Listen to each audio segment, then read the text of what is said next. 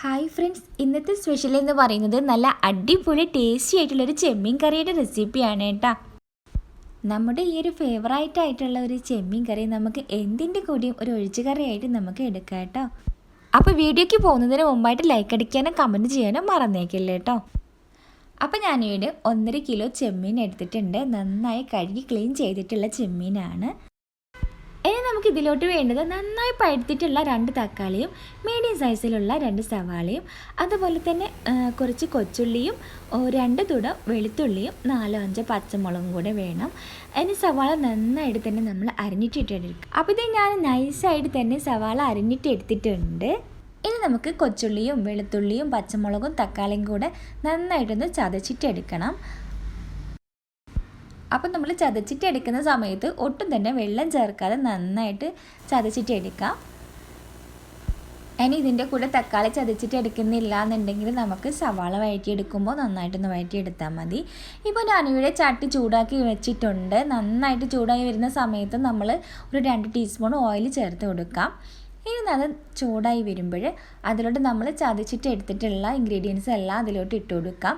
ഇനി നമ്മൾ ലോ ഫ്ലെയിമിൽ ഇട്ടിട്ട് തന്നെ അതിൻ്റെ പച്ചമണം മാറുന്നത് വരെ നന്നായിട്ടൊന്ന് വഴറ്റിയിട്ടെടുക്കണം.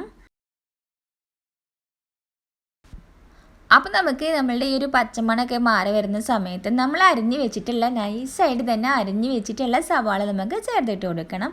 എന്നിട്ട് ഇതുപോലെ തന്നെ ലോ ഫ്ലെയിമിൽ ഇട്ടിട്ട് നന്നായിട്ടൊന്ന് വഴറ്റിയിട്ടെടുക്കണം. അപ്പോൾ ഇതെല്ലാം വഴന്ന് വന്നിട്ടുണ്ട്. ആ ഒരു സമയം കൊണ്ട് നമുക്ക് തക്കാളി അരിഞ്ഞിട്ടെടുക്കാം. ആ അരിഞ്ഞ തക്കാളി നമുക്ക് അതിലോട്ട് തന്നെ ചേർത്ത് കൊടുക്കാം. ഇനി അതെല്ലാന്നുണ്ടെങ്കിൽ നമുക്ക് മറ്റ് ഇൻഗ്രീഡിയൻസ് ചതച്ചിട്ടെടുക്കുമ്പോൾ അതിൻ്റെ കൂടെ തന്നെ ചതച്ചിട്ടെടുത്താലും മതി. ഞാനിവിടെ ഇതുപോലെ വഴറ്റിയെടുക്കാൻ വേണ്ടിയിട്ട് ചേർത്തിട്ട് കൊടുക്കുകയാണ് ചെയ്തത്.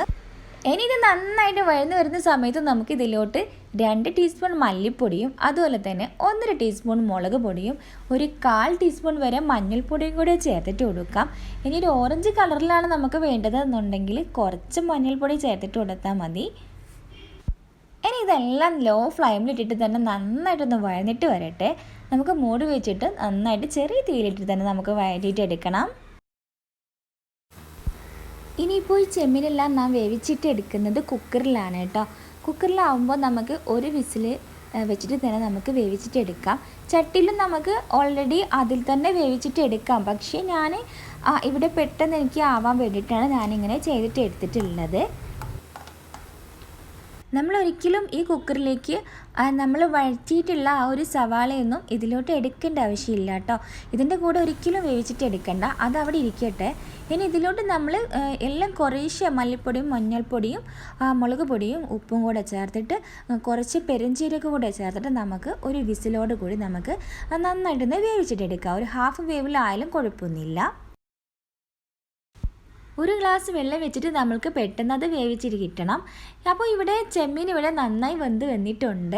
ഇനി നമ്മൾ വഴറ്റിയിട്ടുള്ള ആ ഒരു സവാളയുടെ കൂട്ടിലേക്ക് നമുക്ക് വേവിച്ചിട്ട് എടുത്തിട്ടുള്ള ആ ഒരു ചെമ്മീൻ നമുക്ക് ചേർത്തിട്ട് കൊടുക്കാം. ഇനി നമുക്ക് നന്നായിട്ട് മീഡിയത്തിൽ തന്നെ ഫ്ലെയിമിട്ടിട്ട് നന്നായിട്ടൊന്ന് ഇളക്കി മറിച്ചിട്ട് ആ വെള്ളം ഒന്ന് വറ്റിക്കാം. ഒരു കുറുക്കാവുന്നത് വരെ നമുക്കൊന്ന് വറ്റിച്ചെടുക്കണം. ഇതിൽ നമ്മൾ ഒട്ടും തന്നെ വെള്ളം ചേർത്തിട്ടില്ല കേട്ടോ. അതെന്താ വെച്ചാൽ സവാളയുടെ ആ ഒരു വെള്ളം ഇറങ്ങി വരുന്ന ആ ഒരു ഇതാണ് കേട്ടോ. പിന്നെ നമ്മൾ കുക്കറിൽ വേവിച്ചിട്ടെടുക്കുമ്പോൾ ഒരു ലേശം വെള്ളം ചേർത്തിട്ടാണല്ലോ വേവിച്ചിട്ടെടുത്തത്.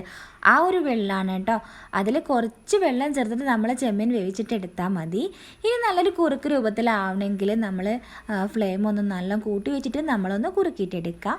ഇനി നമ്മൾ ലാസ്റ്റ് ഇതിലേക്ക് ചേർത്തെടുക്കുന്നത് ഒരു 2 ടീസ്പൂൺ ഗരം മസാല പൊടിയാണ്.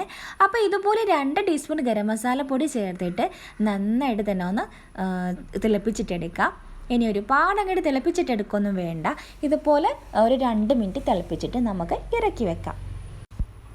അപ്പോൾ ഇത് നമ്മളുടെ ചെമ്മീൻ കറി ഇവിടെ റെഡി ആയിട്ടുണ്ട്. നമുക്ക് ചപ്പാത്തിയുടെ കൂടെയും ചോറിൻ്റെ കൂടെ എന്തിൻ്റെ കൂടെയും നമുക്ക് സെർവ് ചെയ്യാവുന്നതാണ്. അപ്പോൾ നിങ്ങൾക്ക് എൻ്റെ വീഡിയോ ഇഷ്ടപ്പെടുവാണെങ്കിൽ പ്ലീസ് ഒന്ന് സബ്സ്ക്രൈബ് ചെയ്തേക്കണേ. കൂടെ തന്നെ ലൈക്ക് ബട്ടണിൽ കൂടി ഒന്ന് ക്ലിക്ക് ചെയ്തേക്കണേ. കൂടെ തന്നെ കമൻറ്റിലൂടെ അഭിപ്രായങ്ങൾ അറിയിക്കണേ. അതുപോലെ ഫ്രണ്ട്സിനും ഫാമിലിക്ക് എല്ലാവർക്കും ഒന്ന് ഷെയർ ചെയ്ത് കൊടുക്കണേ. കമൻറ്റിലൂടെ അഭിപ്രായങ്ങൾ അറിയിക്കാൻ മറക്കല്ലേ. ലൈക്ക് ബട്ടണ് ക്ലിക്ക് ചെയ്യാനും മറക്കല്ലേ. ബെല്ലൈക്കണും കൂടി ഒന്ന് അമർത്തി വയ്ക്കണേ. അപ്പോൾ നമുക്ക് അടിപൊളി വ്യത്യസ്ത വീഡിയോയുമായി വീണ്ടും കാണാം.